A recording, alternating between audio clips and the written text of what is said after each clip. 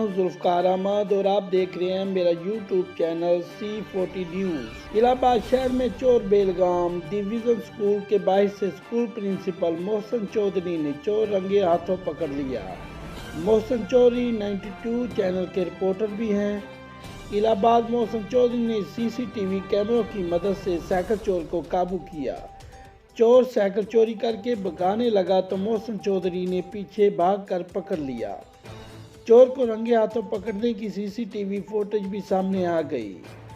15 पर कॉल करने पर पुलिस मौके पर पहुंच गई। चोर को पुलिस के हवाले कर दिया। शहर में बढ़ती हुई वारदातों से शहरी परेशान हैं। उन्होंने कानून नाफिज करने वाले इदारों से अपील की है कि इलाहाबाद व गिरदोनवा में होने वाली वारदातों को कंट्रोल किया जाए। अगर आपको मेरा यूट्यूब चैनल पसंद आए तो प्लीज़ इसको सब्सक्राइब करें, लाइक करें, कमेंट करें, शेयर करें। शुक्रिया।